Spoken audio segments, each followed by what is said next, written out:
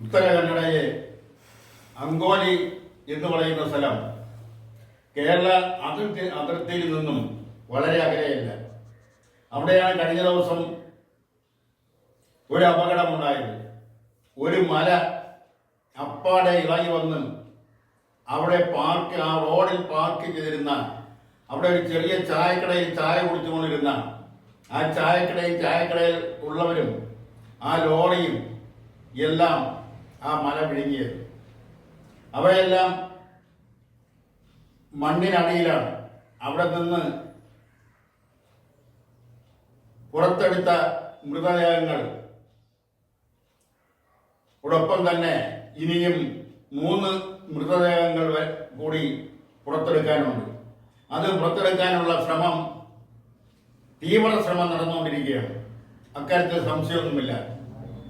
മാത്രമല്ല, കാണാതായവരിൽ കോഴിക്കോട് സ്വദേശിയായ ഒരു മലയാളി, അർജുൻ എന്ന് പേരുള്ള ഒരു മലയാളിയായ ചെറുപ്പക്കാരനുമുണ്ട്. അദ്ദേഹത്തിന്റെ ലോറിയും ഈ മല ഇടിഞ്ഞു വന്ന മണ്ണിന് അടിയിൽ അകപ്പെട്ടു.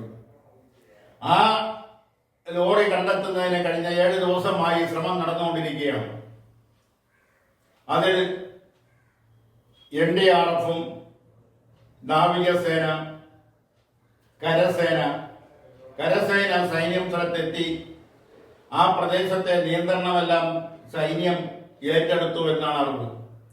അങ്ങനെ കരസേനയും NDRF-ഉം നാവികസേനയുമായി സംയുക്തമായി അത്യാധുനിക ഉപകരണങ്ങളുടെ സഹായത്തോടു കൂടി അവിടെ മണ്ണിനകപ്പെട്ടവരുടെ, പ്രത്യേകിച്ചും അർജുൻ എന്ന മലയാളിയെയും ആ മലയാളി ഓടിച്ചു കൊണ്ട് വന്ന ലോറിയും കണ്ടെത്തുന്നതിനുള്ള തീവ്രമായ ശ്രമം നടന്നുകൊണ്ടിരിക്കുന്നു.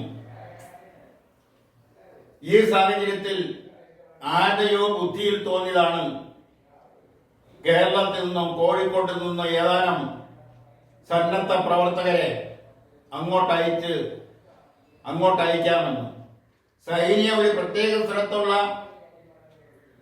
അന്വേഷണം സൈന്യത്തിന്റെ നിയന്ത്രണത്തിൽ നടത്തുമ്പോൾ അവിടെ പുറമേ നിന്നുള്ള ആൾക്കാരെ, അവിടെ നാവികസേനയും കരസേനയും NDRF-ഉം മാത്രം തിരച്ചിൽ നടത്തുന്ന, അവരുടെ ഉപകരണങ്ങൾ വെച്ച് തിരച്ചിൽ നടത്തുന്ന ആ പ്രദേശത്ത്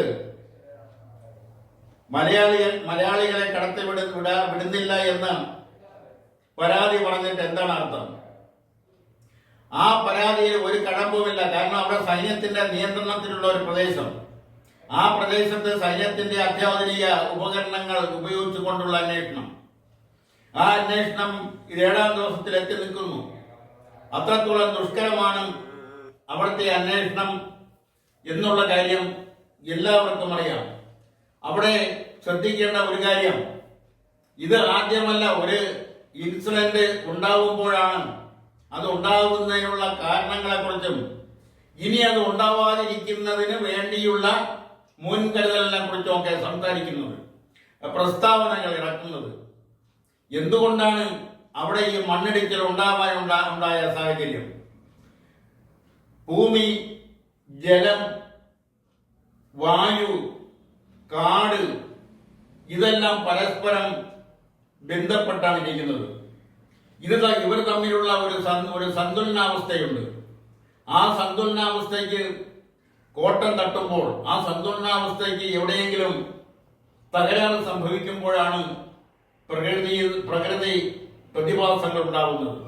അത് പേമേരി ആയിട്ടായാലും, കൊടുങ്കാറ്റായിട്ടായാലും, മണ്ണിടിച്ചിൽ ആയിട്ടായാലും, മറ്റേതെങ്കിലും പ്രകൃതി ക്ഷോഭമായിട്ടായാലും അത് പ്രത്യക്ഷത്തിൽ വരാറുണ്ട്. അത്തരം പ്രകൃതിക്ഷോഭങ്ങൾ ഉണ്ടാകാതിരിക്കുന്നതിനുള്ള മുൻകരുതലുകൾ ഈ പ്രദേശങ്ങളിലൊന്നും നാളിതുവരെ എടുത്തിട്ടില്ല എന്നുള്ളതിന് ഏറ്റവും വലിയ ഉദാഹരണമാണ് ഈ നടന്ന അപകടം.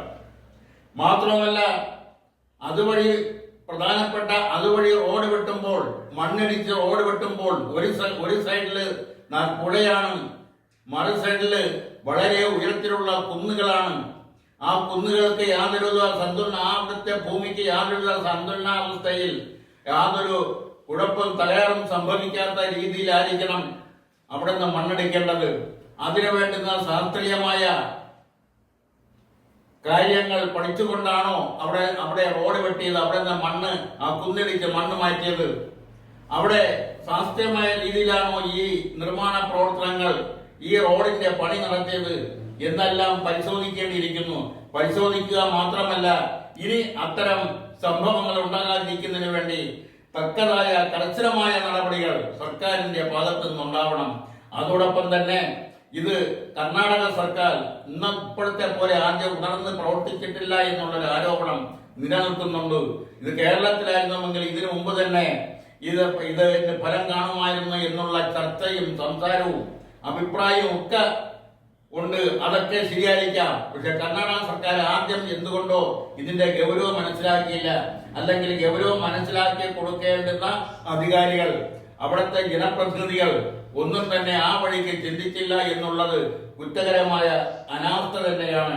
ഇനിയെങ്കിലും ഇത്തരം സംഭവങ്ങൾ ഉണ്ടാവാതിരിക്കുന്നതിന് വേണ്ടിയുള്ള മുൻകരുതലുകളും അങ്ങോട്ടും ഇങ്ങോട്ടും പടിചാരാതെ എത്രയും വേഗം ഭൂമിക്കടിയിൽ മണ്ണടിയിൽ കിടക്കുന്നവരെ ജീവനോടെ ഉണ്ടെങ്കിലും ഇല്ലെങ്കിലും അവരെ മുകളിലെത്തിക്കുന്നതിനുള്ള ശക്തമായ തീവ്രമായ നടപടികൾ നടക്കട്ടെ, അതുമായി മുന്നോട്ട് പോകട്ടെ എന്നാണ് ഈ അവസരത്തിൽ പത്രാധിപർക്ക് പ്രതികരിക്കാനുള്ളത്.